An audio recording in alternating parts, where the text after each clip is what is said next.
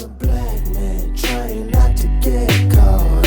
I'm just trying to solve the puzzle like a jigsaw. You know it's a big world, so easy to get lost. I'm just trying to solve the puzzle like a jigsaw. Friends, how many of us have them? Friends, the ones you can depend on. Friends, I got one of my very best friends and my brother who is here. We've been announcing it. We've been sharing it. We've been telling y'all about it. And it is finally here. The debut of my brother, my permanent living room comrade, yes. Bryan Haire is in the building. What's going on, man? Man, I'm just here. I'm glad to be here. You know, it's always a great day to be black, even though we're in America. It's an amazing day to be. Every time I wake up, I'm like, God, you did it again. You did it again, Lord. I'm black. I'm still here. I'm still here. Thank you, Jesus. Yeah, but I'm glad to be here, man. I'm happy, even with all that's going on. Man, I'm here. I'm glad to be an official member of the Jigsaw podcast. And definitely work with my brother, so I'm happy about that. How are you doing though, for real? I'm doing okay. I am. It has been it's been interesting popping back from the holidays. Mm-hmm. I would think because we're in quarantine, like it'll almost go back to like it's this kind of monotonous kind of thing. But as you know, our good brother Chris came in town, and I think being able to like hang out a little bit and go out and things like that kind of made it feel like a real holiday weekend. Right. So going back into the routine of things was like, nigga. Oh, but and do I have to still be here? Do I got to show up for this? Yeah. It was even though I'm quarantined, I got to show up. Yeah. But other than that, like it sounds like you're struggling in the vocal area. You know, I woke up this morning sounding like Dorinda Clark Cole or Bishop Blake or somebody, and I don't know what's going on. And even before we started recording, it was like Barry White, and I think my excitement shifted it to this. I don't know, but we're gonna roll with it. I ain't got no Rona, so I don't know what. So I don't know what this is. Lucy or devil. I don't know what this is. Jesus Christ. But let's officially introduce the podcast. This is the Jigsaw Podcast, where we talk about the perils, the praises, the productivity, and the pump and circumstance of being a real life millennial. A real life black person in America. And that is the ghetto. The ghetto. It is the ghetto. I do not recommend. We highly do not recommend. We highly do not recommend. But for any of y'all who is listening, the OG Jigsaw listeners, Bryan is here, but the show is pretty much going to stay the same. I think it's going to be better though, because we got a brand new perspective. We got, his voice and his ideas. But you can expect some of the same format. And speaking of that, we're going to keep it rolling and go directly into one of our favorite segments where we represent all things black in the Blessed Report. Let's do it. Yeah. In the midst of confusion, in the midst of persecution, the Lord is still blessing me right now. All right. Bless Up Report. Let's talk about Shea Moisture. So what they're doing is they're going to be launching a social justice coalition. And I'm glad to announce that they are going to be giving $100,000. They're developing a fund for black women, social entrepreneurs, and activists. So that's dope. That's dope. We got to protect our black women, but we also need to support our black women. And how do we do that with our dollars? And it's legit because they have Tamika Mallory, who we all know is a social justice advocate, a great voice in our culture, in our body, in our black culture. So I'm glad that they're gonna be doing this. I think it's gonna help out a lot of people, giving a couple $20,000 here in the U.S. and also in some other places as well. So bless up, shout out to Shea Moisture, who's always been taking care of our ladies, but they're also putting their money where their mouth is and doing something great in the community and continue to do things to change the world that we live in as black people. So shout out to them. Bless up to Shea Moisture. Bless up. That is what's up. And we're going to head right into our pop culture segment that we like to call the Billboard. This week, we saw that Netflix has been doing a whole lot of black promoting and recognizing and amplifying black voices, and we love to see it. One of the things that they did, we saw that they gave Mara Brock Akil has gotten this new creative deal with Netflix. And if you're not familiar, she is the mastermind behind Girlfriends and a lot of other our favorite black television shows. And what her deals consist of is her creating new stuff for Netflix. So not just reprising her old shows. What would you want? What kind of show would you want to see from Mara, Bryan? Well, she already does it. She does black shows. She does black shows. She does black shows. I would actually like to see a male version of Girlfriends. That makes any sense? It makes some sense. Yeah. I don't know if have we seen anything like that, like a male version.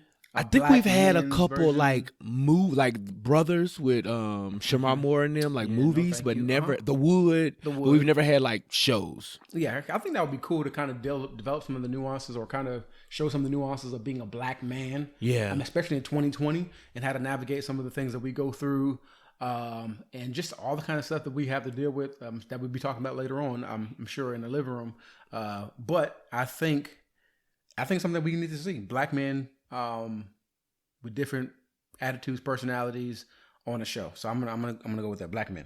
Yeah, and I think one thing I want to see is the Girlfriends movie, because if any, like, I don't talk about Girlfriends. Y'all have heard me talk about Living Single. You've heard me talk about A Different World, but Girlfriends is like number 3. It is right there for me. It is a show. It's a show. And I just love their dynamic. But anybody who's a fan of it, with like when the writers went on strike, I think with the CW and all that kind of stuff, the game shifted to BET, but Girlfriends just kind of ended, and we all know that it ended with Joan finally getting proposed, with Tony moving away, and her and Joan not necessarily reconciling their friendship. So I think we need some closure. We do. They left us out there, and we really want to know what happened. Yeah. And even though I think they had an interview recently, but I want to know the story behind what happened after they. And Mara said on the Breakfast Club in one interview that the script is actually written. She was just waiting on funding and stuff like that. So I'm hoping Netflix that this deal includes her. And I think the women of Girlfriends are hip to it too, because they did a Breakfast Club interview after they did like the kind of return on Blackish, when they kind of reprised a similar role on Blackish, and they kind of talked about how they would do it and do it for the cause. So it seems like everybody's in. William Dent needs to lose some weight. He does. The man of God looks terrible. He needs some flat tummy tea. What are y'all be drinking these days? Some of that herbal stuff.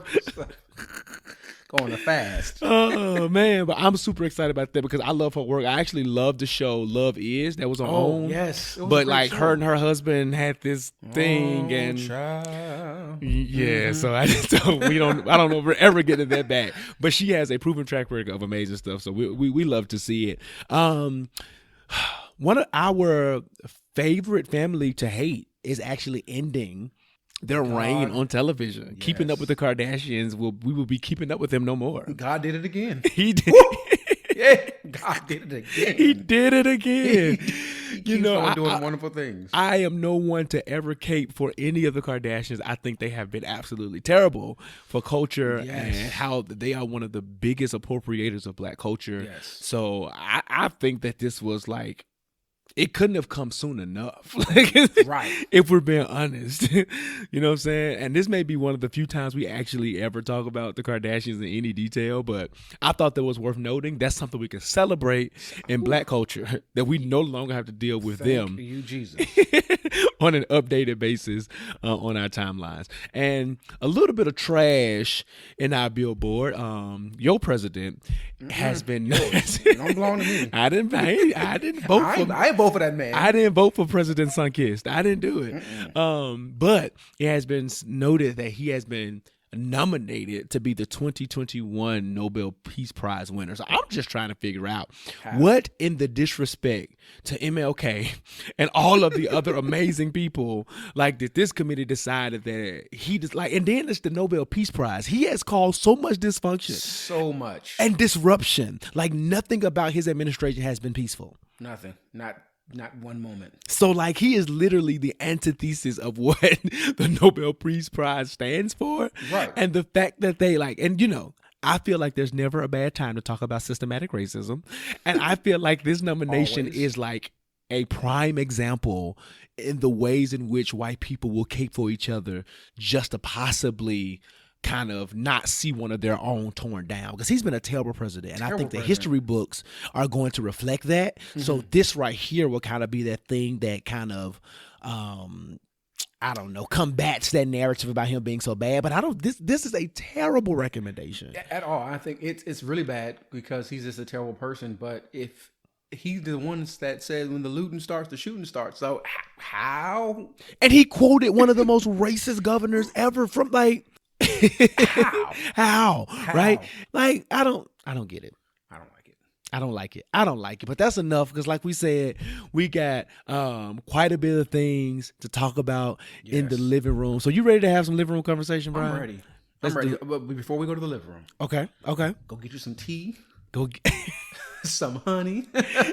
and some lemon juice.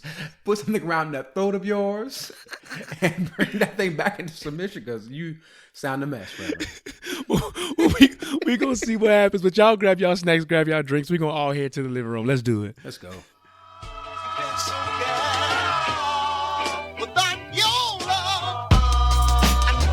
It's about to change. Do it with some soul in a little. What's going on, y'all, and welcome to the living room. This is super exciting. As you already know, this is not an episode where it's just me anymore. My boy Bryan is here, and we already covered that, but we're going to get straight into it. We got some super, super special guests. I don't know how special they are. They've been here before, but they are back in the living room. So, Bryan, introduce our people. Let them know who's here with us. Well, I'm gonna let them introduce themselves, but I want to definitely say that these are some dope brothers. I'm glad to be on this side of the you on the other side, Reverend. You on the main couch with me. You got off the love seat. I'm on this side, but these are definitely some great brothers, some black men. So I'm gonna let them introduce themselves. Start with Marcus, introduce yourself, and then follow that by Chris. Hey, what's going on, man? Great to be back on this wonderful podcast again. My name is Marcus Thomas, checking in from Greensboro, North Crack, where the legend Petey Pablo is from. No, well, he's from Charlotte, but you get it. Mm-hmm. I'm Chris Moore, a.k.a. Light Skin Honcho. Honcho. Listen, you already know. Born and raised in the A, currently residing in Memphis, Tennessee. I am a husband. Let me make sure I say that again. I am a husband. Yes, make it. Me too. One day a father. I'm glad to be in the living room. Today you can call me Rick James, because I'm coming in and I'm messing up the couch. I'm kicking up my shoes to get y'all couch. They should have never gave y'all niggas a co-host. Well, let me tell you this. If you're going to be Rick James, we are moving the coffee table out, because there will be no lines done in this virtual living room. No booger sugar. No booger sugar. We don't want, ain't no white girl. ain't no pixie sticks. Ain't no pixie sticks. Ain't no pixie sticks. Ooh, this is gonna be that kind of podcast. Kind of podcast. Well, we going there tonight. We going there tonight. It's kind of like low key group chat type conversation. So, might as well go there. So I'm gonna start off with a nice little, soft question to get us more, serious and come on, quiet storm. Joyce Littell.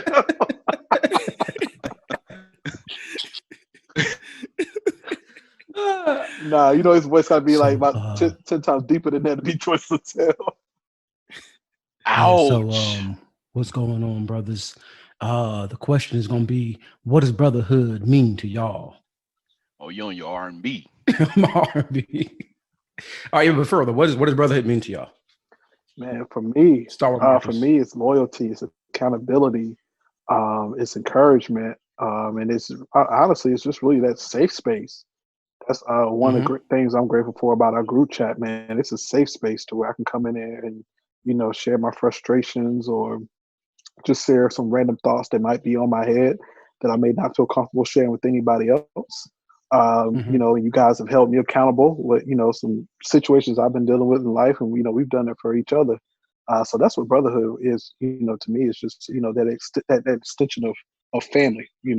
I have my biological brothers, but I also have my my brothers. So yeah, that's what it is to me. I'm definitely gonna piggyback off of that. I'm gonna take it a step further. I would say brotherhood is a lifeline for me. It's been my go-to when I just need that clarity of thought, when I need that advice, when I need that push, when I know I can go to somebody or a group of guys that's like, "Hey, this is what I'm thinking about," and not no judgment, no trust, and not be really guaranteed a yes. There's no Right. yes men in our group. There's not going to be anybody who, there's not going to be anybody that's just going to go with go with whatever you say, because at the end of the day, if it's wrong, we gonna let you know it's wrong. Right. And that's what I appreciate about the brotherhood. That's what brotherhood has been to me. It's been a lifeline, and yeah. And you're the only light skinned one in the group, so you're probably wrong the most. If we're gonna be honest, we got to pull you in the most because you got the barge tendencies that probably pop up in the group chat. Man, I go on tangents, I go on rants. I be thinking I'm right, but I just be wrong. Drake in your feelings.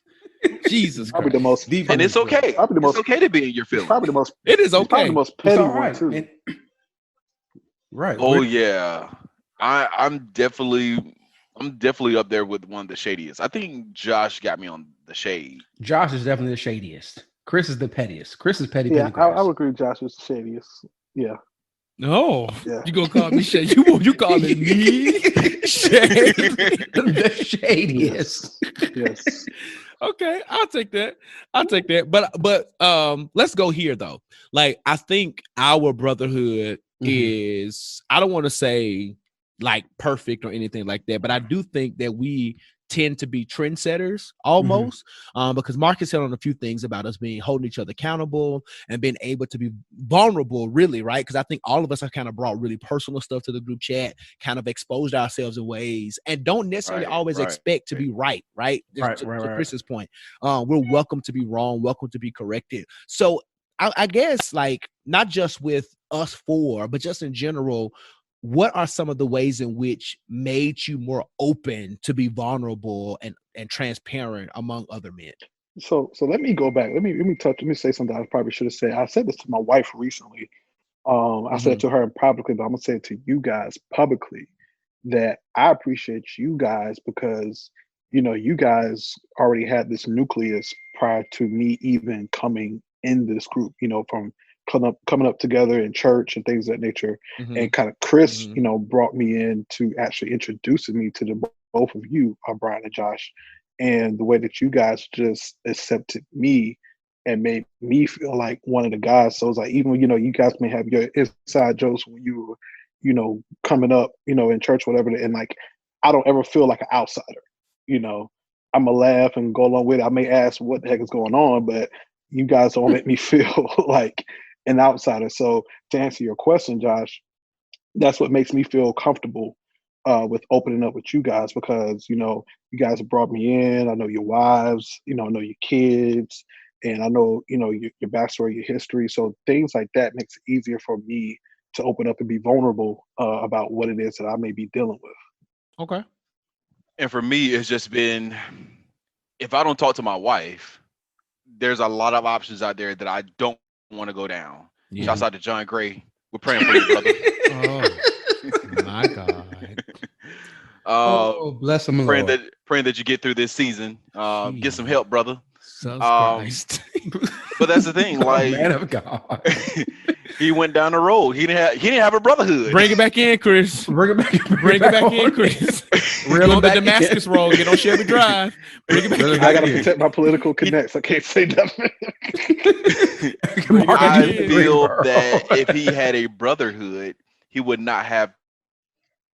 The opinions stated in this moment are not the reflection of the Jigsaw podcast. These be opinions are only allegedly of Chris Moore.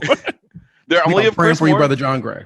They do not reflect the views of the Jigsaw podcast or the host or the co-host. These are all Chris Moore's opinions. Light skin honcho. Bring it on me. Okay. All right. But I really think that the brotherhood it just holds you accountable. And what made me more vulnerable was just understanding that as a man, if I don't get these feelings or thoughts out with my brothers, then there's a potential situation where I could find myself investing healthy relationship, and it's just going to be a strain my marriage. And that's what that's what made me open up. And then I just knew that I could trust y'all. I knew that I could just say what I wanted. That's what's up, Chris. You know what I'm saying? I agree with you 100% because it could provide a level of discord among your wife if you're feeling some type of way and you don't necessarily have those outlets to be vulnerable and to talk that through. Anything you want to add to that, Bryan? Yeah, I think Marcus said something about this earlier, and Chris says always says all the time, we in the trust tree? Are we in the trust tree? Last time we was in the trust tree, we started talking about Crown Peach. And being alcoholic. That ain't the last conversation I can recall, but tap dancing on heaven. I think the thing is really just having a safe space, right? Yeah. As men, and I think we are, as far as trends, is a little bit different, where we do create a safe space for Black men. We tell each other we love each other. We are authentic with one another. So I think the creating the safe space is important, to where you can say anything in the group chat, say anything to each other, and it's going to stay in the safe space, right? So it doesn't go anywhere else. It doesn't go outside of that space. And then, we may like joan you a little bit about depending on what you say, but it's in love. It's not really going to be in some like animosity type stuff, which I think it's just good for brothers to have that space in general. So since we're in the trust tree, I'm gonna get on you real quick, Bryan. Okay. You definitely just showed your age when you said Joan. You definitely just got into your old man when you said Joan. What do the kids call it these days? Roasting? Still say roasting? People say roasting? Now, Chris, you can't call them for age and then don't know what the children are saying. I got Jonah from Chris. Chris taught me about Jonah when I came to Atlanta. Hey, Chris, it's all about comedic timing, man. Your Wi-Fi acting up, man. Your jokes ain't hitting, man. Man, ain't it? I've been on the down streak lately, though. My jokes weren't hitting this past weekend. I don't know what happened. Yeah, so let's pause for the cause right there, because the man of God was telling a joke in person. And we was all just looking. He was waiting for that comedic relief. And he had to awkwardly say, what happened? I'm trying to get these jokes off, and I was like, they ain't hitting, fam. They ain't hitting. They wasn't hitting. It's all about comedic timing, man. Comedic timing.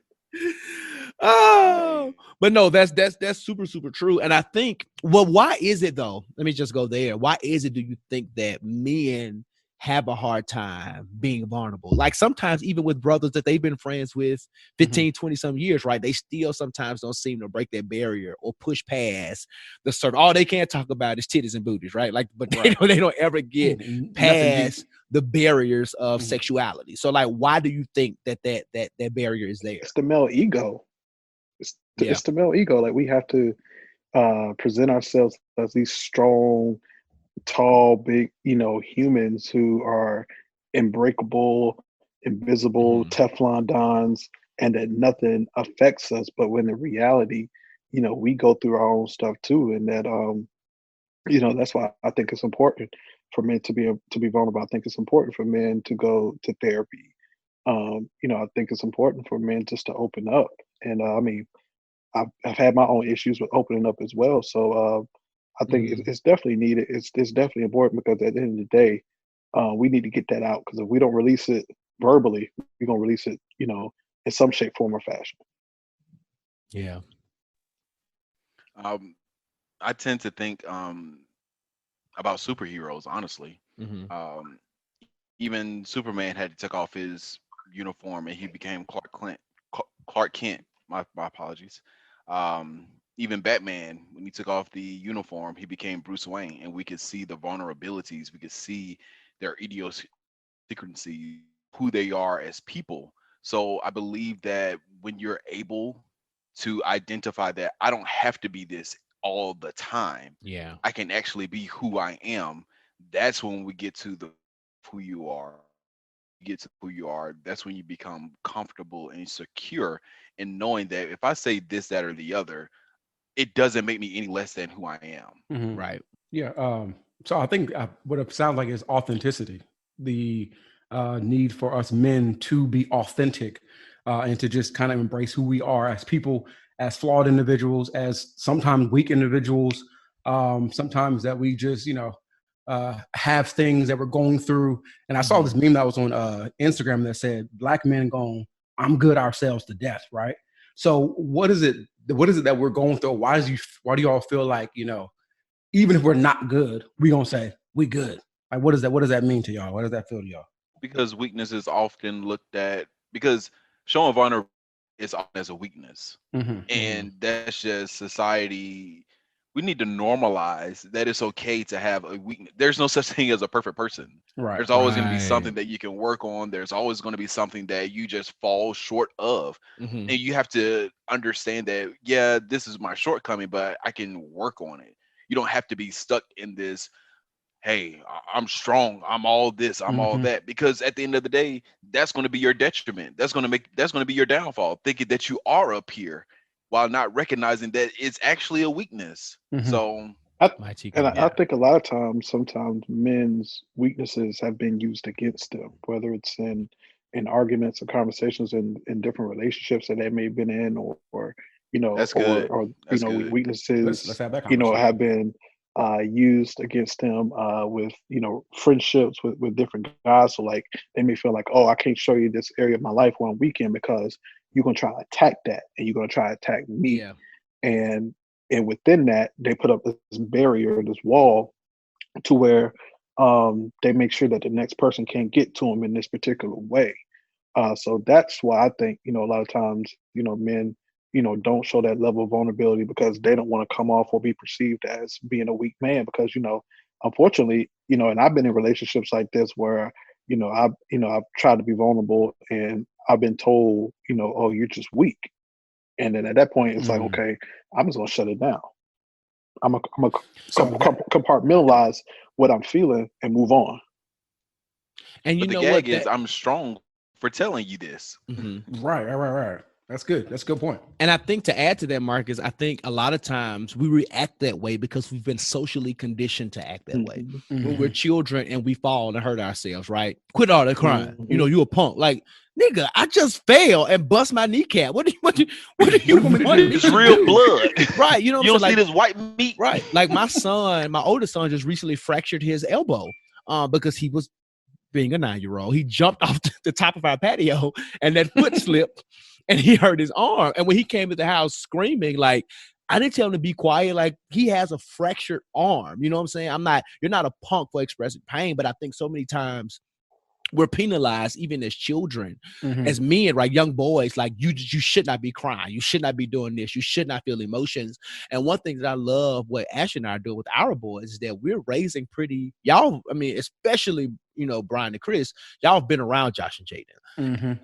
You know that they're emotionally intelligent children. They will say like, I don't want to do that, or I feel this way about something, and my response as a parent may be whatever, but we're raising them to be children to be able to express themselves. And I think so many times in our generation, we have to unlearn that it is bad to be emotional, or that it is bad to have these feelings and these emotions. Like, I can be sad, I can be happy, I can be joyful, I can be mad, I can be all these things and still be 100% man, still be, masculine presenting, or whatever that means for you, and still have all of the feels and all of the emotion. I agree. I definitely think about Kevin Hart just posted, not Kevin Hart, but Kev on Stage.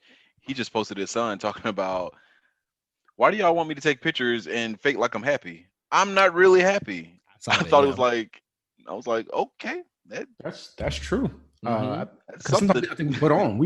I think we oftentimes, and I think we talk about this as far as men, masculinity, but just wearing of the different hats, like the men have to wear. We're all husbands at this point on this podcast. Three out of the four of us are fathers. Chris is going to be a father hopefully soon. We all have, some type of some business or job or endeavors that we have to deal with. So we have to wear all these different hats.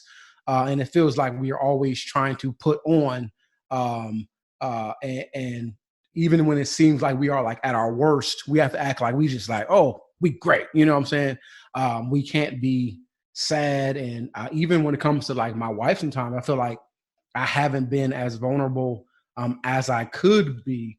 And that could affect intimacy, and not just in the terms of like sex, but as far as them getting close or allowing her to be close to me, to where I want her to be. So I'm going to kind of throw that out there as everybody being a married man.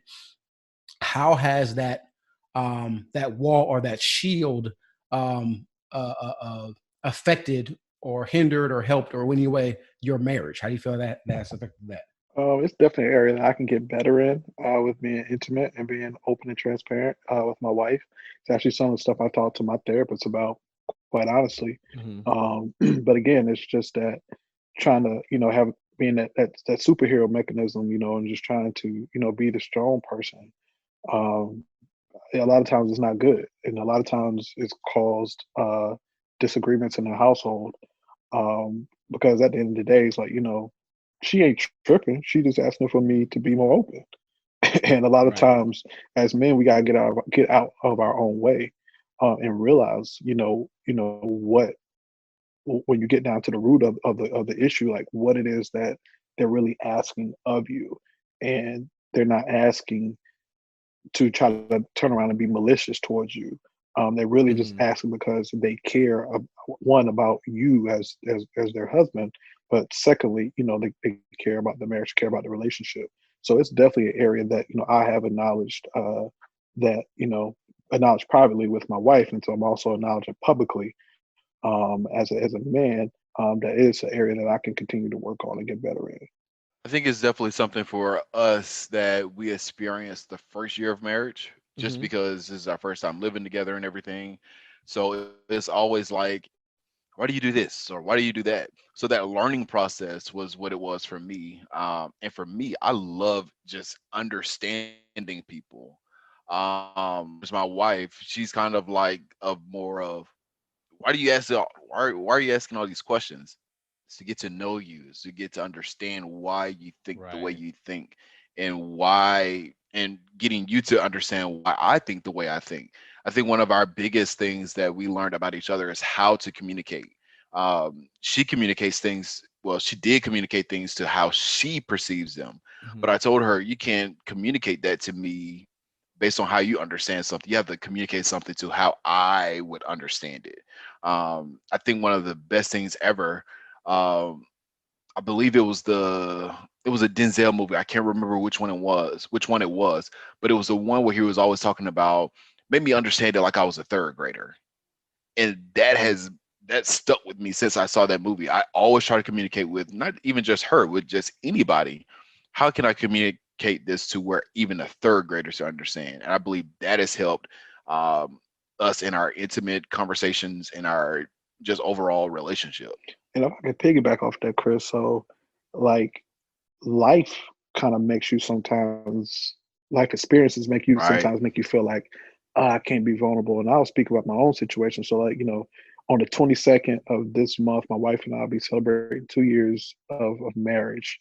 But within that first year of marriage, guys, but who may be listening may not know, we had a baby prematurely at 24 weeks. And we were scared to death with really wondering, okay, is our child going to live? And so we were Right. dealing with our own separate emotions, and not really communicating those emotions to each other the best way that we could because we were scared. We didn't know what was happening.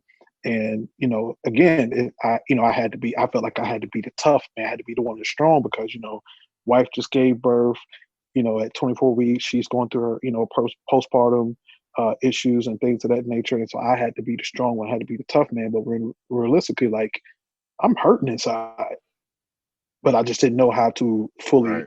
explain that to her.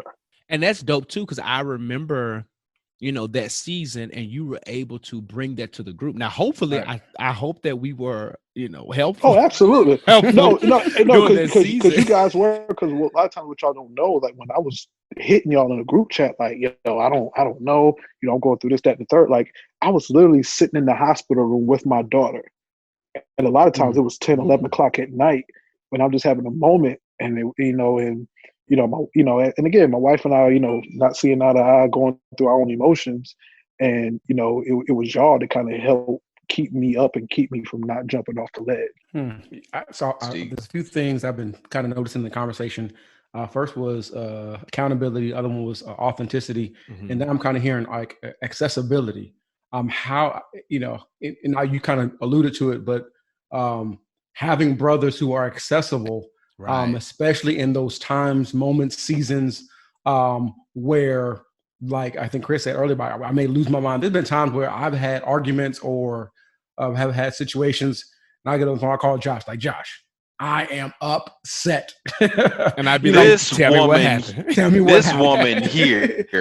This woman of God here done said X, Y, Z, and blah, blah, blah, blah. And I'm driving and upset.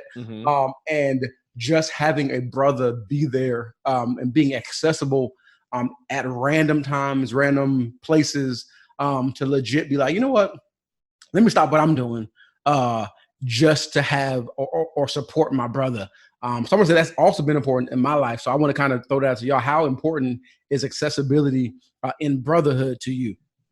I'm going to jump in first, though. I think it's actually mad important, right? Because although I don't expect you all to put your children, wives, or anything like that before, me before them. But what I do, love, though, is that if I put in there, hey, I need my brothers, it seems as if, you know what I'm saying, in that moment, y'all come through. And many times when we're texting about some of our most critical moments, it's in the middle of the day. So we're at work, we're dealing with school, we're dealing with all this kind of stuff. But it seems like at some point we can find pockets of time. There have been times I remember I was in my office and it was busy. I was in meetings. I was like, I looked at a text. I see that it come from I ain't gonna say the name of our group, but I see that it come from our group. And I'm like, at first, and to be honest, I'd be like, all right, I'm in this meeting, it can wait. But then, as the meeting starts taking a dip, I open it, be like, all right. Notifications. Okay, let me get in here and drop some real, or at least be able to tell you I'm in a meeting. Give me about 20 minutes. And I think why I don't owe you that's super important, because what I don't want to ever happen is for you to feel like you needed me at your most critical moments. Shout out to Molly and Issa. And I wasn't there for you. You know what I'm saying? And then I feel like shaded when somebody else on the outside is giving you the toast at your wedding or hyping you up in some other spot. When I'm like, well, I thought I was the best friend. I thought I was the brother. You know what I'm saying? So being accessible is not more about me being selfish, but also understanding that my brotherhood is a two-way street. And when he needs me, if I can offer it in that moment, then I'm going to do whatever I got to do to make myself available for that brother. I feel like accessibility is a prerequisite, to be, calling someone your brother. Like, if it's really going to be, that textbook definition of brotherhood, like that got to be a prerequisite, because, it's been times where it's like, somebody could throw something in chat 2 or 3 o'clock in the morning. We all may be asleep, but at 7, 8 o'clock, the trap going to be jumping, and, that's just, and we do that, whether it's through text or whether it's even through the extension of our group chat on Instagram. Like, we make sure that we follow up. There's an extension of our group chat on Instagram. All right. Okay, but that's how you know it's real. Maybe I'm missing something. No, that's how you know it's real. If you can communicate to various people on various platforms, that's how you know it's real. Yes, because we can be in the group chat at one point and be talking about something else totally different in the Instagram chat. That's neither here nor there, though. You got the holy chat and you got the wholesome chat. Depends on what day and it depends on what day either one is. And it might be back to back. Like one month we could be talking about something else. We could be prophesying. And then talking about WAP. Did you see the Odell about to get holy macadamia. OBJ he doesn't get that done to him. He does that to other people. Right, so we're not gonna put that on my brother. Now this is where brotherhood comes in. I cover me some OBJ. He is my best friend in my mind, and that white woman is lying. That colonizer is lying. That colonizer is lying. Protect our black men. Protect them at all costs. And I think one of the best things, all of us have this trait. Our best ability is availability. I appreciate being able to hit up somebody and be like, hey, I have a question. And within 5 to 10 minutes, there's going to be a response. So that availability helps out with those critical moments where you're ready to go off, but they also are critical, or they are also cool because it could just be a random question. Lately, I've been seeing in the group chat, it's just been about music and verses, and I've definitely appreciated hearing all sides of the equations. In regards to availability, is you also have to have flexibility. It just can't all be about one thing. Our group chat is very it's a myriad It is of diverse. things. Very diverse. We go from everything. If you want to write your job description on diversity and inclusion, come look at our group chat. Hello. We talk about everything. But you're right, Chris, too, especially in terms of like accountability, accessibility, flexibility. And we talk about us not always being right. I have to kind of put it out there when you started to begin to express very candidly your thoughts around voting and the political process. And, you know, as a poli-sci major, as a public administrator and policy student, I'm like, there's no way in the world I'm going to allow my friend to get on this here network owned by Blue Ivy, and then begin to talk about how the ways in which he's not involved and how national politics don't affect him. I was like, I said, Chico DeBarge, what you would not be doing.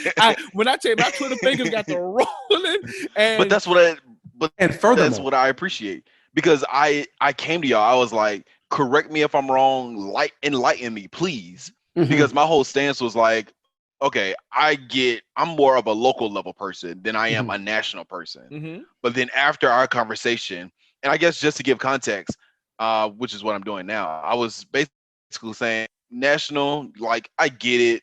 I get the big picture. I don't really care for it because it really doesn't affect me at the end of the day. And then my brothers came to, the political defense and was like giving me knowledge and insight on why I should care about national just as much as local. So, and again, I came to them humbly. That's the other thing. You got to be humble as a brother. Humble as the Saints would say. No because no because y'all got me together, and I didn't feel a type of way. I didn't feel like. I felt the kind of way when you came to the chat with that, but I'm glad you didn't feel the type of way. I didn't feel a way when y'all were telling me about anything because I was like, I legit came to y'all. I was like, hey, let me know. I would agree getting wrong. Yeah, so I get it. I definitely get it. So you, like I said, as in Brotherhood, you got to be humble because there are going to be some things that could be said to you that you may feel a type of way about, but you just got to and move on. At the end of the day, these your brothers, these your niggas, these your homies. Right. These are people that's gonna look out for you. So yeah, and I agree with that because it's the fact of like, I think sometimes people they I got haters, and anytime there's any type of criticism or correction, usually the first thing people want to say is, "Oh, you a hater." But then also you got to really look at where it's coming from. Like, do these people really care about me? Do they really want, as a brother, do they really want what's best for me? Right. I think even as far as a brother, a real brother wants the best for you and is going to tell you what's the best for you, even if it doesn't feel good to you. And I think that's what brotherhood really is and what it should be. It's just being real and saying what's best for you doesn't necessarily have to turn into an argument. You know what I'm saying? It's really just like this is what it is. And the thing I want to say about you, Chris, even in that situation, you did come up with like, I may not be right. I'm probably wrong. Right. Let me know if I'm right or if I'm wrong, and encourage me, educate me, which I thought was definitely dope. And I think we do in our group chat most of the time is the fact that like we know we're not right. Right. In the moment we can feel that we're right. Right. In the moment we can feel that we're right. In the moment. Because there's been times where I thought I was right about arguments with my wife, and y'all niggas was like, no. I mean, same way for me, because y'all know how bullheaded and pig-headed I am. And, and I remember there have been plenty of times, current group chat and pre, Chris and Bryan have been like, Josh, nah. Not Josh. Man of God. I'd be like, you are a different case. And I'd be like, listen, I just had to tell the woman of God A, B, and C. And they was like, but did you have to tell her like that? And I was like, well, listen, that's how God dealt with me. But I reflect. I come back and be like, you know what? Y'all might have been right. I apologize to the woman of God. And we good now. See, and I'll say, I don't think your brotherhood is real until one of your brothers gonna piss you off too. Like, you know, you have to go through that. I mean, I'll say I never told him this, but it was one time Josh pissed me off. Like, I was ready to box. Tell the story. I was ready to box. See to do that. Square up. So, you know, I like fighting. I Y'all know was that. going through a situation, man, and I just came to the chat. I was like, man, y'all, listen, I need y'all to pray for me. Yada yada. Like, I remember. This is what I'm dealing with. This is what I'm dealing with. And you know, Josh sometimes he can be very blunt. Josh was like, man, I ain't praying for you. I ain't praying for you. I ain't praying for you. You just need to go do X, Y, and Z. Bruh, I remember where I was at and everything. I was getting my car serviced. I was getting new tires put on my car at the time. So I was already mad that I had to buy 4 new tires. And you was about to roll down to Atlanta on new tires. Bruh, I was ready to come down there and just box the man of God. And I remember that because I remember reading and I remember Chris and Bryan was like, I said, okay, that's cute. But let me tell you what I'm not about to be doing, because this right here don't make sense to me. And I think even in those moments, while it may have been, you know, came off as blunt and hard, because I remember also coming back and further explaining why, because I felt it, right? Based on your response, I felt it. But also as your brother in that moment, was there like, I'm going to pray for you. You know me, but I also want to be like, Marcus, like what I'm sensing you need to for real do is A, B, and C. We can pray, but there needs to be some action items. Because if we're going to really throw this spiritual thing on there, faith that works this day, so we can be believing God how we want to. But if you're not doing anything, you know what I'm saying? And again, I think that level of honesty, that level of bluntness comes with relationship, right? I don't feel like I could have been that with you with our relationship. I couldn't do that to, you know, my frat brother that I've talked to 5 times. You know what I'm saying? Like I can do that with you. And I feel like y'all could do it with me. Like you can call me to the carpet and say, Josh, what aren't you doing? Or why aren't you A, B, and C? And while we may be pissed and mad in the moment, you know what I'm saying? I think we've grown to a place like real brothers, you know what I'm saying, where we can box it out, duke it out, whatever needs to happen, and be cool at the end of the day, because I want you to be your best self, and you want me to be my best self. And we're gonna do what it takes to make sure that. And I think it just goes back to that accountability piece, because ultimately that's really what it was. It's just, you know, you holding your brother accountable. It ain't real till you want to fight Josh Rogers, though. Yeah, you know, you just need 5 minutes. That's all. You just need 5 minutes. Just 5 minutes. Just square put his gloves on. It's been a few times I've been like, man, if I saw this nigga right now, we'd be fighting. And then as soon as we get done fighting, we'll be like, hey, let's go hang out somewhere. Right. Let's go get this. We hug it out. Right. What this won't become, though, is making me the toxic friend on this here chat. But this is not what this won't become. Okay? No, we're not saying you the toxic friend, but you are the blunt friend. And it's like, oh, you just gonna hit me with this right now. Knowing we on 10, you're gonna take us to 12. See, but here's the thing though, whether it comes from me or Bryan or Chris or Marcus, what I do love though is that the toxic friend is the one who is just going to berate you, belittle you, put you down, blah, blah, blah. But when you know it's coming from a place of love and authenticity, then you're able to see later, like, you know what, that nigga was terrible in the moment. But to Chris's point as well, there have been moments where, like, after he's got real quiet, I come back and be like, you good? And I have to pick up that phone and we talk it out, because I want you to hear my heart. Like in the moment, I needed you to be daggered, but I also need you to hear my heart and to hear why, and for you to give me feedback and say, Josh, well, I didn't appreciate that.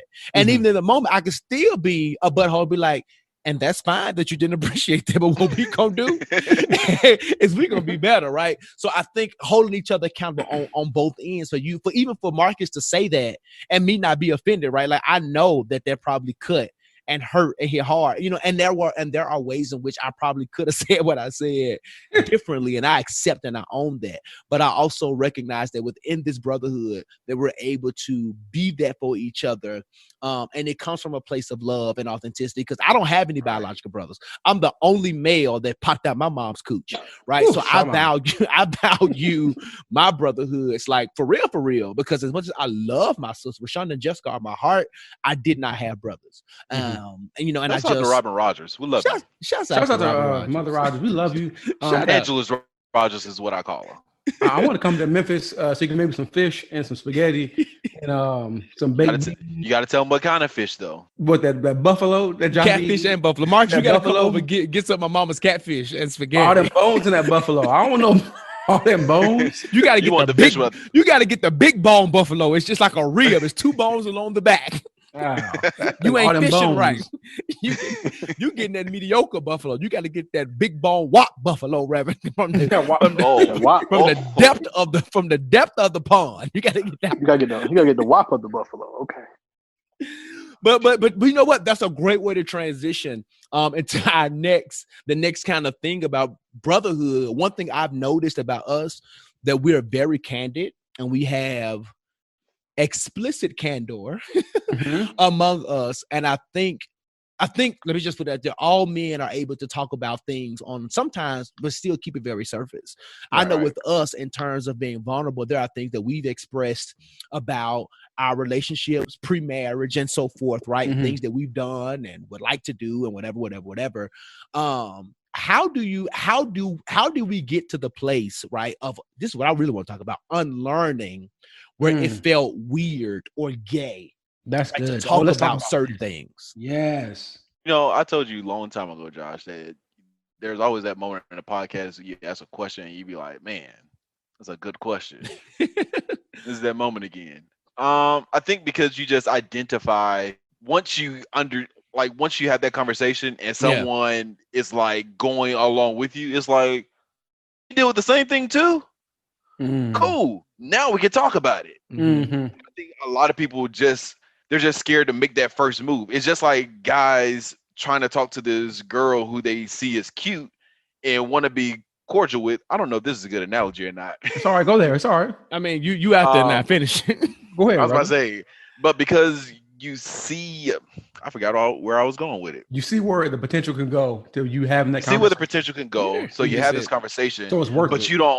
But you don't make that move until you see something on their end that's like, you know what, I like you too. So now you're like, okay, now we can have a conversation. Now we can build on something. So it's basically the same thing. If I was like, hey, you know, I was thinking this, that, and the other, and it's like, you know what, I tell you what, we can make it even a topic. Manscaping. I'll take it there. All right. So listen, D-boy, baby.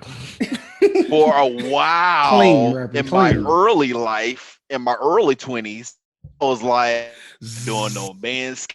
I look like you're gonna get all this hair. But then once I talked to some brothers about it, I was like, being Bushwick Bill wasn't the move. You had found it out. Because when a girl goes down on you, you don't want her picking that hair out your picking that hair out her mouth. She coughing. Right. So after having that conversation with my brothers, and it was like, you know what? I need to start manscaping. So it's now become a thing. So now that we talk about manscaping, it's like, okay, I didn't know that was a thing for you. So now that we've broken this barrier of not having the conversation about manscaping, yet it also could be a potential elephant in the room. So that's where I'm at with it. Just having that common ground and just go ahead, move forward, and break that barrier. It's risky. You're gonna determine if this is gonna be your brother or not, because this could be a whole trust factor right here. I mean, there's definitely risk mitigation that has to go inside of it too, right? Because I also think with that topic, I think there's this underlying understanding that there are ways in which we can also have this conversation, right? So I don't need to know all of the nitty-gritty details of it all, or you know what the final picture is. I don't care what it. I don't need to know what the design is. I don't care what it looks like when you're finished. All I need to know is that you have great hygiene, man. That's, you know what I'm saying? That's the thrust of the conversation. Or even in terms of, hey, I manscape are there products that you use, right? Like I sent y'all the Manscaped razor that I buy versus, you know, going to get waxed or going to do whatever you, I mean, that's your business. But, you know, I think there's nothing wrong with getting I don't think that those are taboo. Hallelujah. I don't think that those are taboo topics, and they shouldn't be, right? And but to your point, there are times in which among men, these are things that we just probably would not talk about or are insecure about, or things that our women, our wives have called us out on. And now we're like, oh, I didn't know this was a thing. And now that I have this kind of camaraderie, I am more willing to think about or talk about how this is something that I deal with, that I go through, that I, you know, accept, whatever. Yeah, I think I was just gonna say, I think time comes along, you know, with that as well. Like, you know, you gotta put the time in before you can feel comfortable with having these type of conversations too. That too, yeah. You just can't be saying that on day 3, right? Nah, right, right. Because I'm gonna leave the group chat. Be like, all right, that was fun. All right, that was weird. Yeah. That was weird. Okay, but even I think Josh, you said that's something at the end of what your question you were asking, as far as things being gay, right? And as men, and you know, most of us grew up in church settings, which is a lot of toxic masculinity and being in Black culture. A lot of things, you do certain things, oh, that's gay, or you know, that's gay. And you said something about unlearning. How do we unlearn a lot of those things that are considered to be quote unquote gay, which have nothing to do with homosexuality or masculinity? Right. How do you unlearn those things? And what are some things you think that men or brothers should do that may be considered gay, that can be beneficial to a relationship with another brother? So one thing I would say that me and Chris went and done together, worked the day before my wedding. Like, we went to the nail salon. Like, we, you know, got manicures, pedicures. I remember, like, back in the day, like, gotta do it. They used to say, like, you know, you ain't no real man if you ain't got no dirt under your nails or your hands, bro. That devil's a liar. No, that means you don't wash your hands. That devil is a liar. And so I want my fingers glistening. So you know, that extra shiny buff is what I tell Ming Lang. So, you know, the devil is a goddamn liar. I enjoy, you know, getting my manicures and pedicures. Like, I enjoy it. You guys know one of my favorite emojis to use in a group chat is a nail paint emoji. You know, pink nail, whenever somebody's being sassy, I'm throwing that emoji out there. You know, 3 snaps in a circle. Shouts out to men on film. Hated it. So yeah, but I mean, but to that point, me, Bryan, and Chris, the day of Chris's wedding, we sat in the pedicure chair, and and Chris even got the little footy things. He wanted the full experience. Right. You don't have to put that out there. That was G13 classified. I had to put it out there. But no, seriously, I mean, but the gag is, even with you saying that, I don't feel any right, less. but that's the thing though. Like, and that's the thing. Like, I don't think any of us felt insecure. We knew that we were prepping for the wedding. We knew that we were just doing grooming. You know what I'm saying? And I don't think anybody. We also were the first people in there that morning anyway. But I don't think anybody had any preconceived notions about us or our sexuality. We just went, to Marcus's point, we just wanted to be well groomed for that moment. But even to that point, because I'm on Twitter, I see a lot of women normalizing manicures and pedicures now. So they want to date men who actually get their nails done. There's been a thread of men, show me your manicured fingers. And I'm like, it's crazy. So I believe a lot of it deals with society and how socialization has come along to show that women have accepted some of the things that were quote unquote gay as normal now. But then I also think it's more of men as well, just embracing these things and being like, you know what, whatever, I'm me, I know who I am. So I think a lot of that comes to just being secure with yourself. If you know at the end of the day, like, hey, I may do this, that, or the other, and it's considered feminine, but I know me. You're gonna say whatever you want. I know who I like, I know who I am, and I know what I want to get. So I believe it just comes down to just normalizing certain things that have just been shunned upon for the the macho man to do. Macho. Yeah, and one of the reasons in which the women may be normalized because they probably stick at these men putting their dirty fingernails in their wop and they getting yeast infections. You have to. I'm just gonna say it. Crusting up like cornbread. You have to start understanding the toxic behavior in which you normalize, right? I'll never forget it. I was in a philosophy course and this kind of came up in undergrad. And it was one girl, she cross-referenced for Spelman in our class. And she said, I mean, if I give my man a pedicure, that's straight, but he go by himself, that's gay. I turned around and said, so you prefer to I said, what is the difference in you pedicuring this feet and him going to do it? Well, because he just go, I said, but he's either way, you have made a decision that nigga feet is terrible. And now he's probably hip enough to say, instead of waiting on you, I'm just going to go do this, right? So I think to your point though, Chris, a lot of women have now, especially those women who think that way, are beginning to understand that there's nothing in regards to your sexual orientation. There is nothing like that can be a deciding factor in how well groomed or how well kept that you are. Right. I don't think the fact that I get haircuts all the time, like y'all know me, I put in the group chat, I just started using the anti-aging cream. You know, that retinol is now part of my thing. I won't look like Lorenz Tate when I'm 52. I want to look like that too. I want to look like I did, 20 years ago. So I think we have to start normalizing these things. I just want to take care of myself. Marcus, I think you were about to chime in. I was going to say, so one of my favorite podcasts that other than the Jigsaw podcast that I like to listen to, is the Joe Budden podcast. And on one particular episode, he spent like the first 20 minutes talking about how he enjoyed getting his groceries taken care of while on the bless him. While on the vacation with a certain in the air with a certain female. Spread them. And so I remember a time where that wasn't normal for men to come out outright to say say that. Shouts out to Tank. Yeah, Tank. Lift them up high and lift it up. Yeah, so that's definitely been normalized in our society over the past year and some change. And to even take that point a little bit, well, I won't go further. I don't know how far we can go based off to your level to your comfort and level of exposure. But I'm going to scale it back a little bit. Let me say that. Even as far as fashion goes, I was the one that was always wearing baggy clothes. But as time has gone on, some Jabot jeans, some 3T t-shirts, some suits, but as tie knots, Jamal Bryant tie knots. Oh my god! But as time has gone on, oversized polos. And them Aldo lace-up tennis shoes. Them big, bright, there's nothing wrong with Aldo lace-up tennis shoes. The ones you had, there were plenty of things wrong with them. But we will continue. Those were Chris bad. was trying to get on the Cogent Fashions page before there was a Cogent Fashions page. Ooh. No, I wasn't that bad. I wasn't. Go ahead. Go ahead.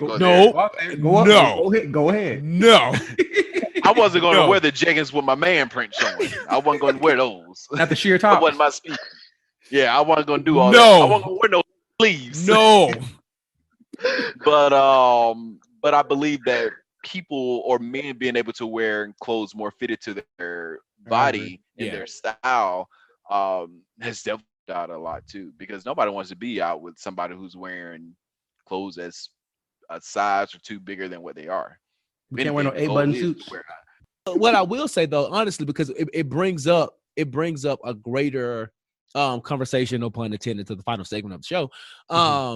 But it brings up the greater conversation of even within our group being accepting of each other and our individual styles and things of that magnitude too, right? Because I think out of the four of us, I'm probably the most vain in how I look and how I present. And not to say that I'm better, it's just that, you know what I'm saying? That's just me. Like, I've literally been the person, I'll expose this. I've thrown a temper tantrum in my closet because I couldn't figure out what I was about to put on. So I just sat there. So you're convinced. And I am not conceited.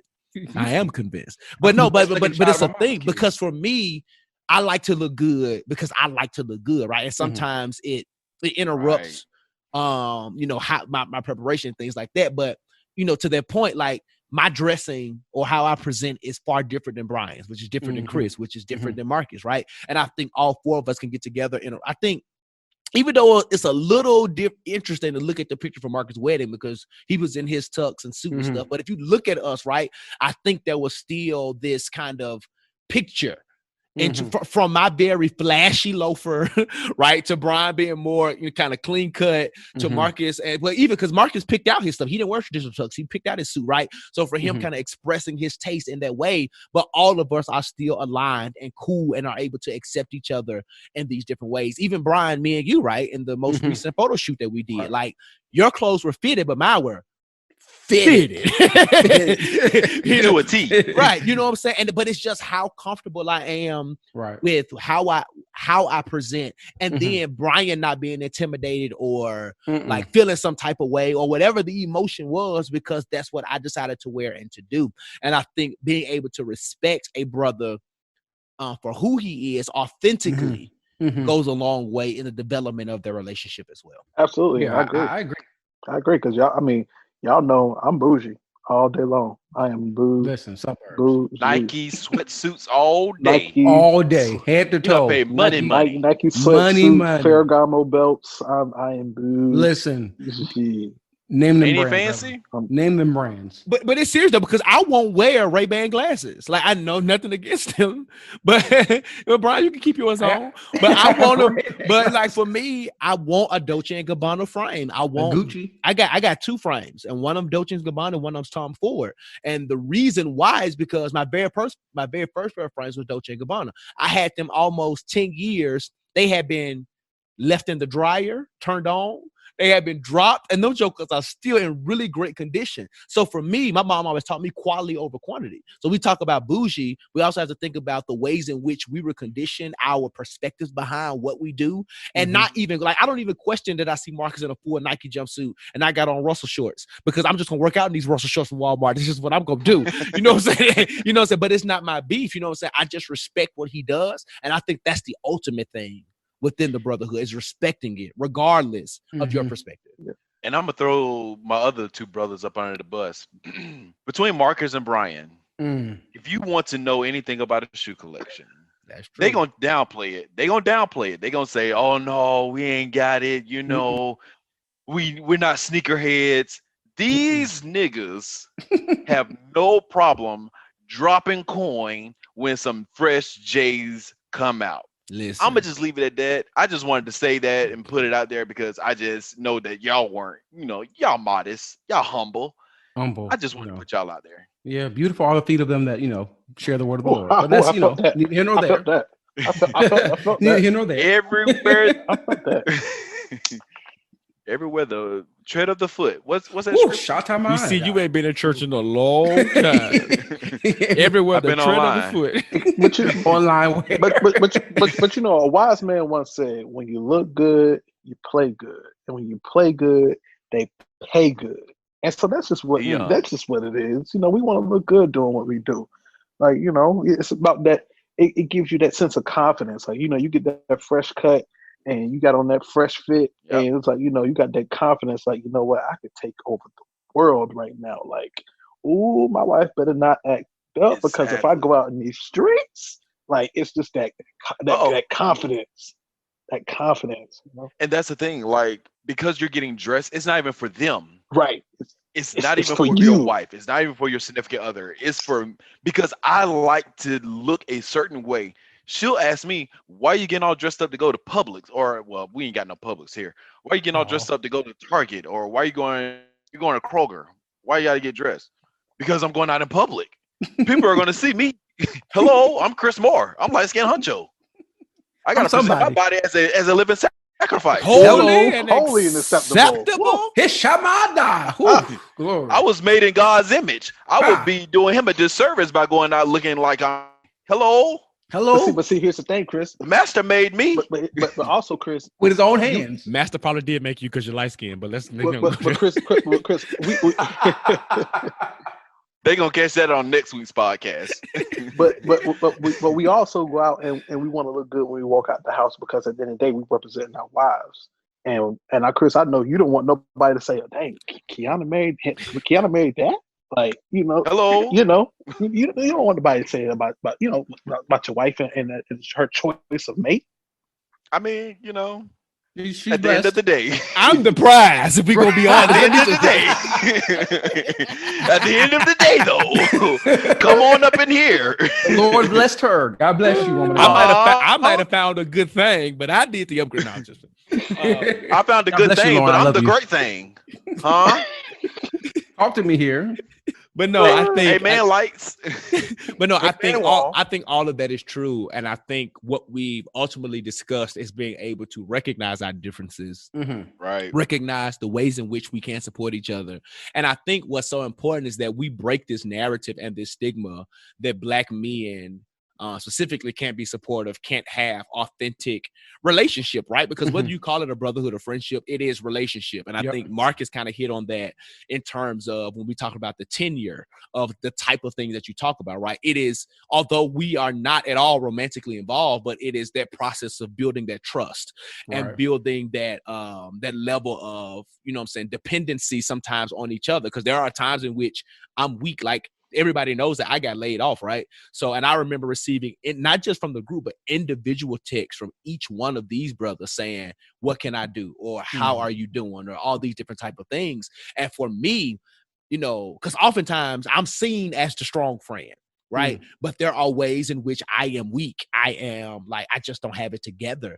And so to be able to build a relationship that you can see that side of me, not the Facebook Josh who's giving the inspiration and, you know, on the panel, but the one who gets off the panel and is upset, the one who gets off the panel and is questioning God, because why hasn't this come through ABC 1, 2, 3? All the, you know, the broken promises that we talked about before we press record, right? All those different types of things. The prophecies that didn't happen. Seriously though, I do think like it is those moments that that help us really realize how our friendships and our brotherhood is truly beneficial. So since we talked about that with Black men, let's just round out this conversation and kind of bring it full circle. Bryan, let's talk about the ways in which we as Black men, how can we further set an example? Or what would you say to some young brother coming up? Like, these are the ways in which you can navigate brotherhood and be examples of solid cohorts of men within your communities. Yeah, kind of the things we talked about tonight or today. Accessibility, authenticity, being accepting of brothers regardless of what they have, don't have. But then on top of that, holding brothers accountable. If they are bad fathers, tell them they're bad fathers. If they are bad husbands, tell them they're bad husbands. But then hold them up because you want them to do good. So even in the areas of weakness, or the areas of where they need to do better, tell them they need to do better. But not only tell them, but say, hey, brother, we're going to do this thing together. You're not by yourself. You're not in this world alone. As brothers, let's stand strong. Let's sharpen, as chemical Bible. Let's sharpen one another. As iron sharpens iron, a brother will sharpen the confidence of his friend. So, as a brother, walk with your brother. Help sharpen them. Be accessible. Be accountable.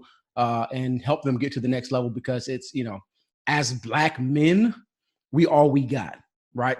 Black women have held us up. Hey, they pushed us. But as Black men, we got to stand with one another, support one another, and push each other forward to be the best men that we can be. I can't leave this podcast without dropping some type of show reference. And it just came to me.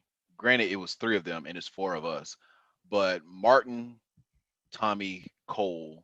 You could have ended the podcast without that, but go ahead. They had a great brotherhood. Granted, Martin was obnoxious, egregious, overly aggressive. At the end of the day, they still, he was ignorant. Was Josh Martin? No, he's misogynistic, homophobic, sexist, xenophobic. Can we go on? Can I go on? You can't. Sorry, Kyle Barker. We're talking about the brother. What about the brother? What about the brother? And Martin. We're talking about the brothers. And Martin had a thing for his girl's best friend, but that's for another show. Martin is a terrible person, but that's neither here nor there. Sorry. We're talking about the brotherhood between Martin, Tommy. Well, I'm talking about it. I'm talking about Skip. Here's the thing, Skip. But realistically, like, that joke wasn't hitting either, huh? Swing and a miss. Yeah, it's just, I'm on the down streak. All right, let me get back to the point. So Gerard Carmichael. Yikes. Shouts out to Lil Rail. Jesus Christ. But their brotherhood remained intact throughout whatever situation they came across, whatever differences they had. Like the love was there.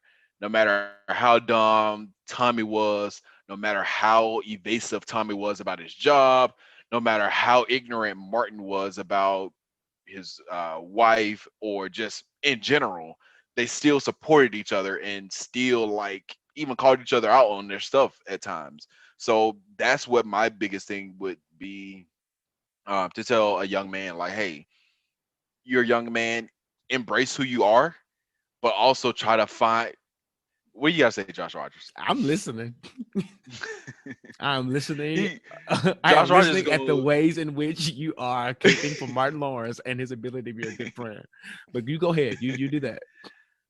But I would tell a young man to accept who you are, and it's going to take time. It's going to take trial and error to find some good brothers that you can actually relate to and actually hold as dear friends, dear brothers for your entire life. That's cute, Marcus.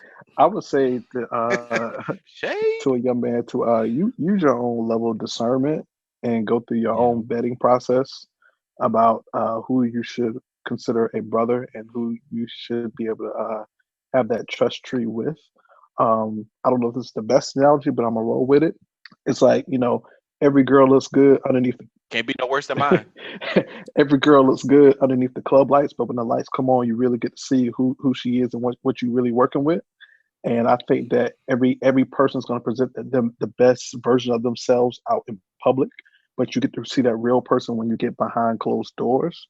And so that's how you know who you should or who you should not associate yourself with once you kind of see that person behind closed doors.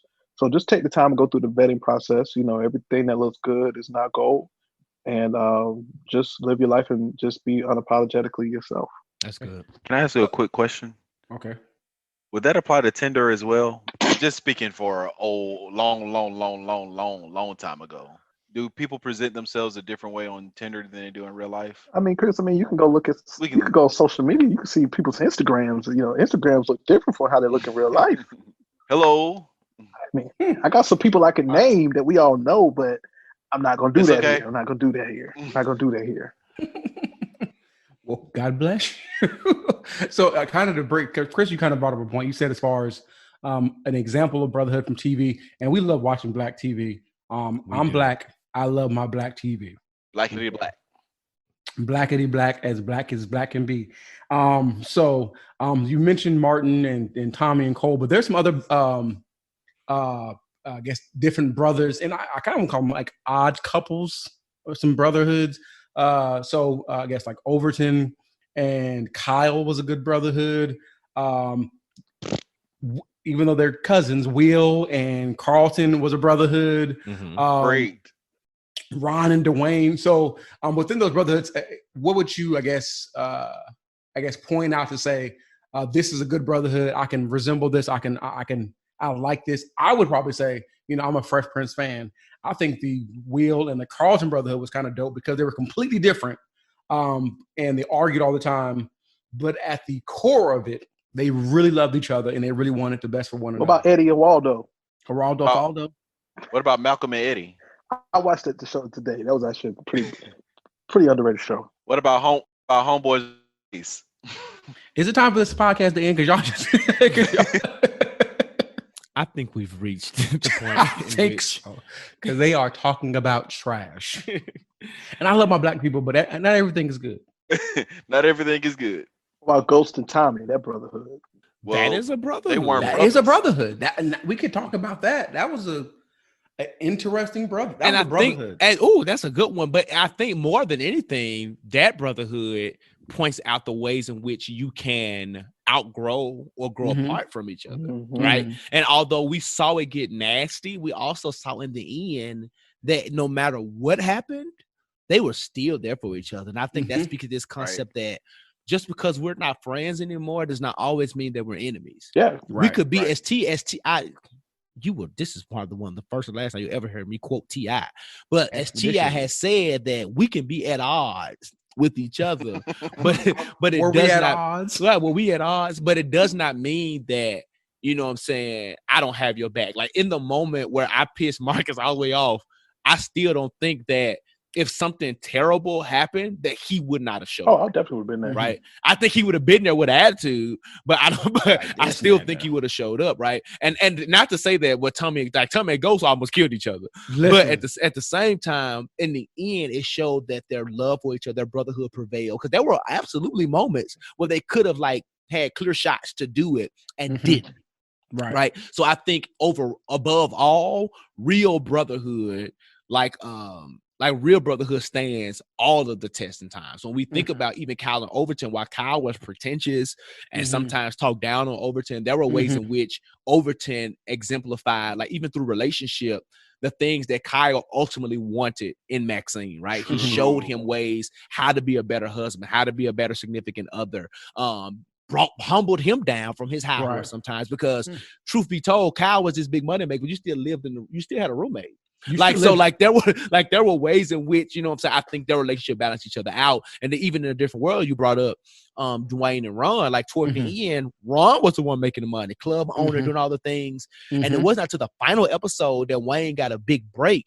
You know what I'm saying? And even they argue that like on the finale, but reconciled, right? So I think real brotherhood stands the test of times, and it does not matter the differences. It does not matter some of the, like to what Marcus said earlier, like we gonna have our lows, but how we move past those lows and grow from them, I think is what really makes the difference, and is what's really important. Yeah, because real recognize real at the end of the day. I mean, I think that's like, using that Ghost and Tommy example, they both was real. I mean, they loved each other so deeply and so much, to the fact that Tommy was ready to shoot and kill Tariq, which is Ghost's son, which is his godson, for the mere fact that he loved Ghost that much. And if it weren't for Ghost telling him, no, don't do it, Ghost would probably be alive right now, maybe, and Tariq would be dead. So yeah. So it at the end of the day, it falls into a four-letter word that I think men don't tell each other enough. That I'm grateful that we do tell each other within our group chat, is that, hey, dog, I love you. We got to normalize it. I think I saw the meme that said, make it weird. Say it so much. Like, just say it. Yeah, and I'm a proponent for like male affection. Like I'll tell y'all that all the time. I verbalize like how much I love you all, and it'll be a random. I know I'm emotional. I'll be like, I love y'all. I care about y'all brothers, and I care about y'all and stuff like that. But even when I see y'all, I want to hug my brothers. You know what I'm saying? I want to love on my brothers, and that needs to be normalized. Open arms. Yeah, white boy style. Like, white boy style.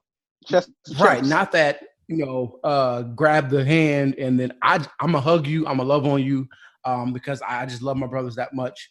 And again, we need to normalize stuff like that. I'm a proponent for normalizing male affection. It's not gay. It's just if you love someone, you should be able to show your affection to your brother. There was a meme not too long ago with there's a picture out with Chadwick Boseman standing up, and Michael B. Jordan came behind him and gave him a hug. And somebody, I can't remember who it was, it said, we need to normalize this behavior, because while this picture was out there, nobody said anything about them questioning their sexuality. It was just like, these two dudes just love each other. Right. And that needs to be normalized. It's okay. That's something that I struggled with, but I have come around slowly but surely to embracing, like, you know what? It's okay, Chris. Let that guard down, let that wall down, and be able to confidently, I love you, I appreciate you. Be able to show that affection, like hug. That was a thing for me. I was like, dude, just bring me in with the handshake and bring me in for the real thing. But as time has gone on, and especially during a pandemic, and especially during like so much loss, it's like, I don't know the next time I'll actually have this moment. Right. So that's what has helped me get more comfortable and get out of this whole all issue that I've had with it. But can we normalize something else though, and stop calling everything that we disagree with gay as if it's some kind of disgusting scarlet letter? Right. Like True. people of homosexual orientation are just who they are. They are people. They're not nasty, and we use gay as a slur. And I think as specifically as hetero cis men, that we have to get out of the habit of saying, "Oh, you gay," or "That's gay," as if it's an insult or a slur. Like, no, that is someone's lifestyle, and we have to respect that. Right now, if we're going to talk about things in which that cross lines and boundaries, I think we can have clear conversations about that. Exactly. But at no point of me hugging my brother should be called gay, and then it's used as an insult, right? Exactly. If anything, just say you don't get it, and let's just say your daddy didn't love you right. But don't come at me and talk about the relationship that I have with my brothers. I just had to stand on that real quick. We were talking about normalizing. Stand on that hill. Not the hill that Terry Crews is on. You wanted me to say that, Bryan, and I keep telling you that I have to tell the people that that is not the hill that I'm on. That is not the hill that I'm on. It is not Terry Crews' hill. Forget Terry Crews. Him and Isaiah Washington didn't go to hell. They can live in purgatory for all I care. But you're taking me off. You're taking me to another level. But no, brothers, I think this was an amazing conversation. Definitely. I know we could talk about this all day because our group chats are on fire all day. We talk about a myriad of things. But for real though, Chris, Marcus, tell the people again how they can follow you and maybe some projects that you got going on. I know both of y'all got stuff going on. Chris, I'm not sure if you want to share, but I know y'all got stuff going on. So if you just tell people on the lookout, how can they follow you? How can they keep up? Okay, I'll jump in there. So yeah, you can follow me, Facebook, Marcus Thomas, Instagram, Marcus _ Thomas 86. Got a few different things coming up. I'll be speaking on a national panel later this month with the Community Investment Network, talking about common ground, faith-based giving circles, something I'm very excited about to be talking about. Next week, I'll be talking with Action Greensboro, which is a young professionals group here in Greensboro, talking about volunteerism. So I'm excited about that, and just continues to work and building my brand, the Thomas Consulting Group, working with nonprofits and for-profit organizations, and just out here grinding, man, just trying to make it happen. And I am Christopher D. Moore on Facebook. You can look me up there. I'm almost hitting that 5,000 friend capacity, so get in while you can. You can find me on Instagram at Real Chris Moore. I'm on Twitter, Chris D _ Moore. I'm currently in the research and development stage of building a lifestyle brand because I have gotten into golf lately, and I just want us to be out there a little bit more. So lifestyle brand. That will be coming.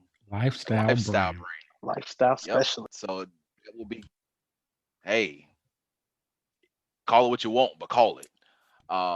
So that will be coming in the next, I would say, just in the time for the holidays. I hope to have some things out there so you can purchase it for yourself or your loved ones.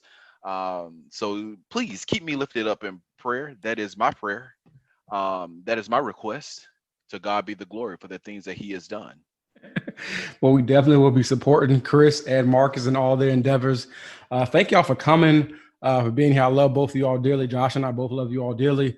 I'm going to ask y'all to do me a favor and stick around just for a little bit so we can talk about Black man self-care. Is that all right? I didn't dirty up this couch too much today, did I? Chris? No, but we got the cleaners coming in anyway, dude. I got the sanitation workers coming in. Yeah, we got the come on, SNS. Come on, SNS. But that's cool. Yeah, let's get into some Black man self-care with I Am My Brother's Keeper. Let's do it. Woosah.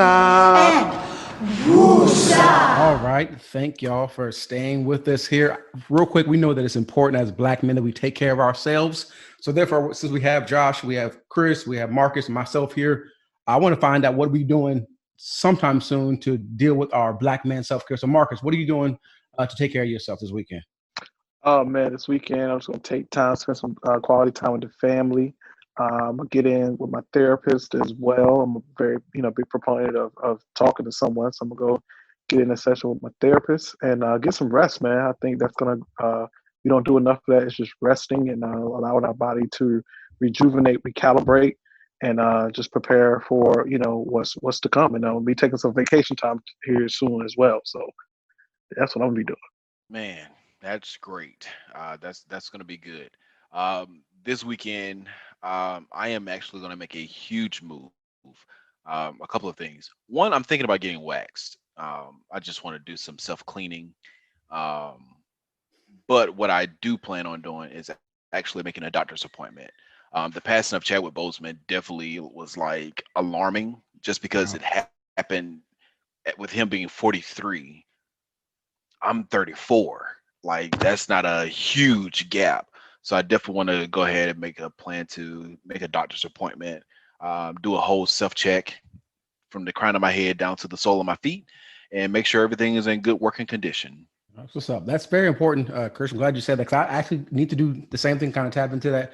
I'm going to tap into the J-Work health and lifestyle community, and I'm going to Come on. I talked about it this week with my wife. I'm going to tap into the resources to get my health, my wellness. You come to class Saturday?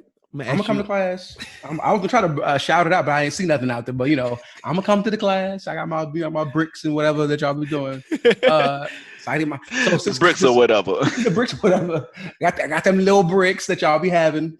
But definitely since the summer got canceled this year, we working on next year. So I got a whole year to get my body right. I'm on here. And really just as a black man to be healthy, for my kids, for my seed, for my family, for my friends. I need to be here. So I want to stay here and get healthy and do the right thing and eat better. So that's what I'm doing this weekend. That's what's up. For me, I have a birthday that is coming up. Happy birthday. I am going to go into my 30s. I am 30 now, so I'm about to go into them. Welcome. We're here. We're waiting. I just like, Lord, mighty God. So with open arms. So I am going to just start. I think before every birthday, I always do these moments of reflection, and 30 was a big one. But I really want to start to discover the ways in which I'm going to maximize this next decade. And that could be things about legacy. That could be discovering different retinol and vitamin A serums to make sure that I am looking as youthful as I can look. But no, seriously though, all the things though, because once I hit 40, I want to be able to say like, I finished my 20 and I feel like I did 20, right? So when I hit 40, I want to be able to say that I did 30. And I was doing what I was called to do. I did what I wanted to do. I think that's important too. Like so many times we focus on what we need to be doing that we neglect what our heart actually desires. And I want to make sure that in 31, I'm putting intentional time aside to do what I want to do, whether that's taking random vacations, whether that's popping up in Greensboro, popping up in Memphis just to visit a brother, like whatever that means, right? Yes. Just doing those types of things. So I think it's super important to not only plan and reflect, but make sure that in your planning, you're taking our time to be intentional about you. And I'm gonna start that process this weekend. I really appreciate that. And let me know when you about these serums and stuff, because I've seen Karen Parsons, I've seen Jasmine Guy, I've seen Kid, I've seen Tisha Campbell. I'm light skinned. So the evidence out there ain't too promising. I'm trying to look like Smokey Robinson. So please let me know. Well, Smokey Robinson has some needles and injections. That Botox reference. Well, y'all not gonna do that to Smokey. But definitely keep us abreast of the things that are to come. I sure will. I will let you know what my nighttime routines become. And thank y'all again. We definitely appreciate it. I know y'all going to do great things. Congratulations on the Jigsaw becoming bigger. It's only going to become better. You guys are going to grow leaps and bounds all over the country. All over, not even the country. The world. Oh, ooh, thank you, Jesus. Shout out to our listeners. Shout out to our listeners in France, because they over there in the land of love listening, and we appreciate y'all. C'est ça. Hola macadandi. All right. Ménage à toi. I hope they're not offended by the Manscaped talk. I don't care. If you are offended, we don't care. if you got a bush, just say that. Just say you are offended. Being offended is a choice. You made a choice to be offended. You could have just fast forward. Hello. But no, brothers, we appreciate y'all. You're always welcome. We all absolutely know this won't be the last time, but we're going to wrap up with this podcast has been long enough. And I think we're going to just go ahead and go into a greater conversation and wrap this thing up. Let's get ready to do it. Let me talk.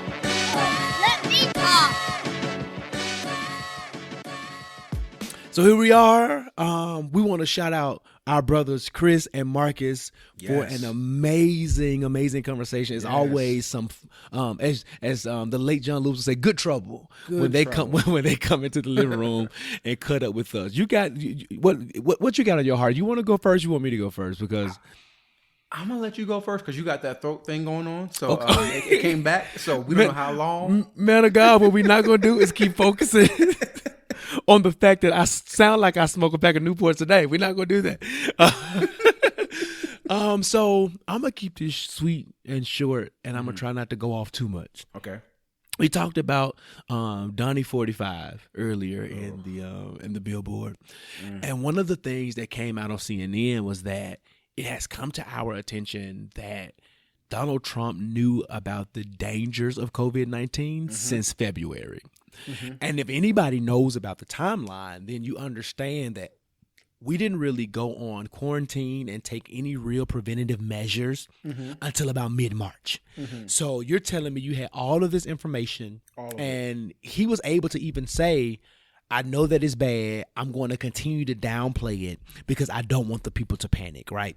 So you're able to say all of these things and understand the ways in which it could totally affect the economy and people and lives. People have died because you sat on information that you didn't want to move. Like you didn't want to move on. If this is not enough people, right, to vote this fool out of office, I don't know what else is. He has proven time and time again that he is incapable of being the president of the free world. Like the United States is really, a pretty trash country if we want to talk about it. But he has proven that he will make us like a dumpster fire, right? He has put millions of people at risk by withholding this information because research could have started long ago. How we quarantined, how we took preventative measures to get better could have started. And I think that I saw a meme on Instagram that suggested America has become the country that has learned how to live in spite of a pandemic instead of taking the time to get rid of while we're in a pandemic. And he has consistently perpetuated that. Like we're trying to figure out ways in which we can go back to normal instead of figuring out how we can move past it, right? And go back to what life was before we had to be on quarantine. Because diseases and stuff has hit us before, like the Spanish flu, in the early 1900s, right? Like, yes, it happened. It took out some people. It was bad, but the United States recovered, right? We deal with the flu every single year, like the natural flu, and not to discredit anyone who gets sick or even dies from the flu, but we've learned to live and to navigate in a space where we can coexist. We don't know what this is like with coronavirus. Right. We know that it's deadlier than the flu. But instead of us doing the things that are going to keep us safe and make sure that we can advance past it, we withhold information, we withhold technology, we withhold research, and we put millions and millions of people in danger, and hundreds of thousands of people have now died because we have an idiot who's in office who does not know how to properly be the administrator that he was elected to be. Like, bro, get it together. And then furthermore, I read somewhere, considering this same joker, that Donald Trump said that he does not deem it necessary to further understand the pain of black people in America. And for any other white person who does try to understand that pain, they just drank the Kool-Aid. And you got all these people who are black for Trump. Black for Trump out there campaigning for him, getting on, they were all in the Republican convention talking about the ways in which he's not racist and I would never support a racist and all these types of things. But this man says he doesn't even care about your pain as a black person in the United States. He doesn't care to even begin to want to empathize or understand what it is. And then to say anyone else who does has drunk the Kool-Aid. First of all, that's a racist, that's a racist suggestion at the end of that. And at the same time, what kind of spell do you think people are on because they want to be able to understand and empathize and fight and be allies and accomplices to black people's movements and our struggles, right? So like he's trash all around, and I really want to you're going to hear Bryan and I continue to advocate voting. We probably going to be on a soapbox, but I really want y'all to understand that these are main reasons why this fool has to get out of office. It makes absolutely, positively no sense that we're allowing this. But I'm done. I'm done because I don't want to rant. I would lose my voice going off on Donald Trump. But yeah. Well, Joshua, I'm kind of going to stay on that same. Well, go there. He deserves to be dragged, and however he needs to be. I have two things actually. Okay. Because he's trash. One, let's talk about, it's always a good time to talk about systemic racism and white privilege. So this week we heard that y'all president, number 45, said that he would, or he decided to remove any type of diversity training or any type of. Oh yeah, I saw that. I saw that. And he called it divisive. He said diversity training is divisive and anti-American. And sadly, I agreed with him. Right? Okay. Because, yes, it is anti-American because America is racist. So anything going against racism is anti-American.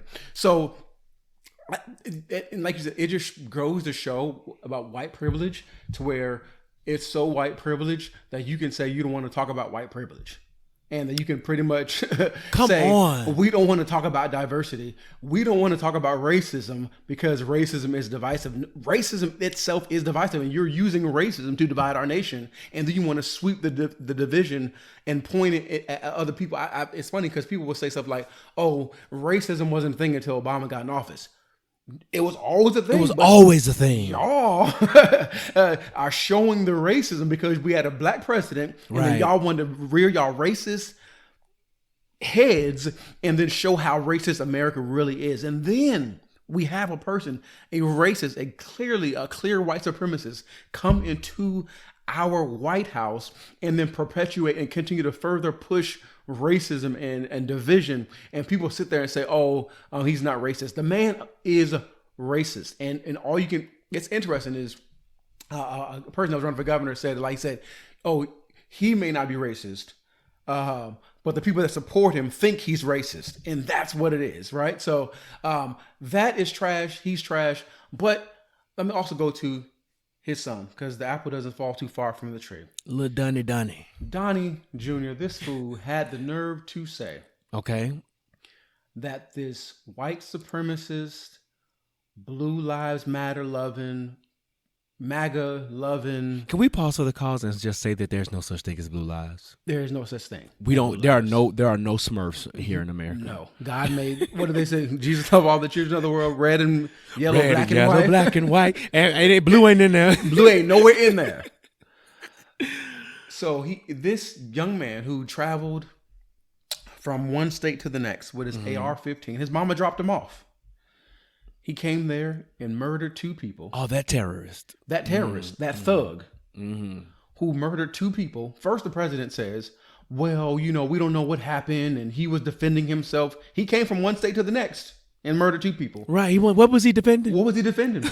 Not his property. So then this fool, Donnie Jr., go ahead and say, this is white privilege for it. He goes, we don't know the facts of the story. We don't know what's going on. When asked and pressed about what he thought about the Kenosha killer, he said, I don't know what's going on, but who doesn't do stupid things at 17?